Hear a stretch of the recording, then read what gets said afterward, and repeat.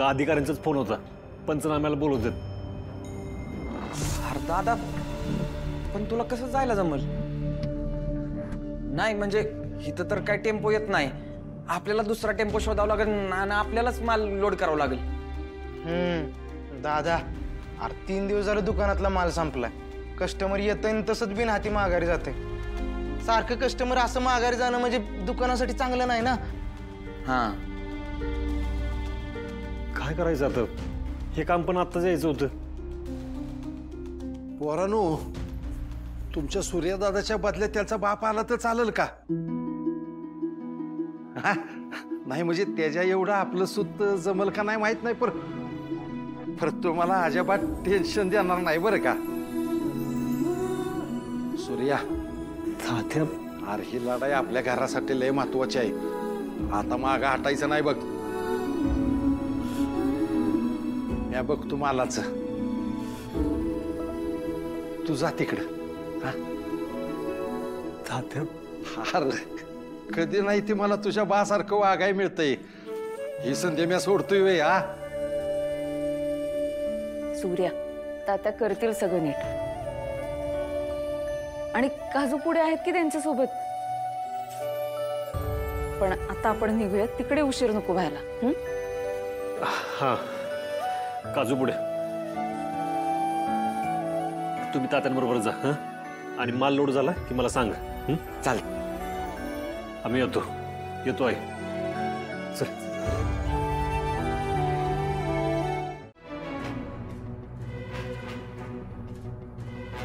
Madam, जी गोष्ट झाली तिला बरेच दिवस झालेत, पण तरी पण आम्हाला जेवढ्यात जास्त डिटेल्स देता येतील ना तेवढ्यात जास्त डिटेल द्या. होय साहेब.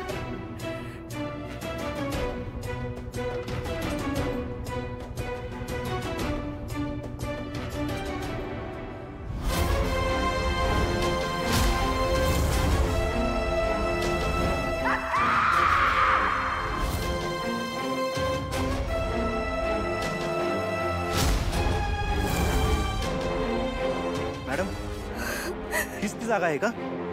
होय साहेब. मॅडम, जास्त इमोशनल होऊ नका. जे काय घडलंय ना ते आम्हाला व्यवस्थित सांगा. साहेब, अक्का आम्ही देवीच्या दर्शनासाठी डोंगर चढून वर येत होतो. तू पुढं, मी मागणं येते. ढकलत ढकलत अक्काच इथं पात्र घेऊन आल्या. मी जिवंत राहिले तर तुम्हाला संपून टाकेल मी. त्यापेक्षा संपून टाका मला. आजपर्यंत आम्ही तुमच्या सगळ्या इच्छा पूर्ण केल्या. आज ही बी इच्छा पूर्ण करू. शेवटच्या प्रवासाला निघा.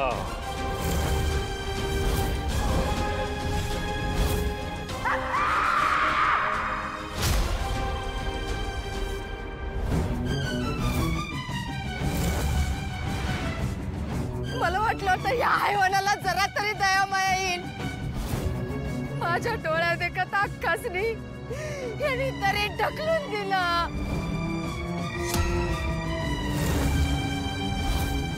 काय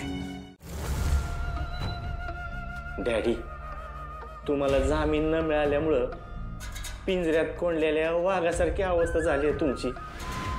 हवी इच्छा असून सुद्धा तुम्हाला हालचाल करता येईना झाली आहे.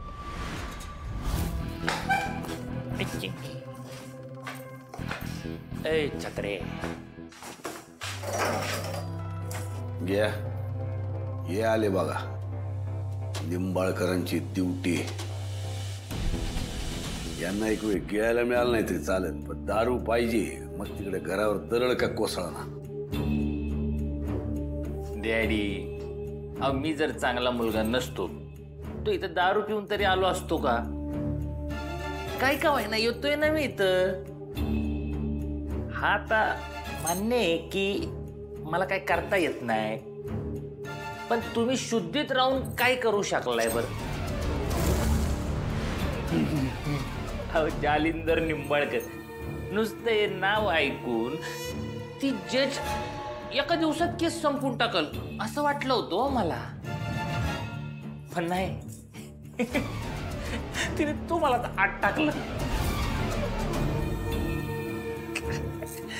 कुठे गेले अहो कुठे गेले तुमचे डाव, तुमचे सगळे चक्के पंजे? कमेंट करून ठेवले, हरपत करली ना तू. थोबाड सांभाळून बोला चिरंजीव. जालिंदर निंबाळकर जन्मात हार मानणं शक्य नाही. तुम्हाला एक कळत नाही, हे असं झालंच तर सगळ्यात आधी हातात कटोरा घेऊन रस्त्यावर भीक मागायची वेळ तुमच्यावर येणार आहे. दारू तर सोडाच, 2 येळे गिळायला बी भेटणार नाही. हे असं व्हायला नको असेल. जा, तुमची सावत्र आई मालन संपवून टाका तिला. आम्ही गुन्हेगार आहोत हे सिद्ध करणारा तो एकच पुरावा जिवंत आहे. वनार तुम्ही म्हणताय तसंच वनार. अहो तुम्ही आता माझ्यावर जबाबदारी सोपवली का नाही? मी खुश झालो. लय जोर आलाय त्या छोट्या आईला. आपल्या दुश्मनाची म्हणजे त्या सूर्याची साथ देतीये ना. डॅडी, आज तिचा विषय संपवला म्हणून समजा. काळजी करू नका तुम्ही. आता ती वर आणि तुम्ही बाहेर. कराल तर जरा सावधगिरीने करा, नाही तर उलट व्हायचं. आम्ही बाहेर आणि तुम्ही आत.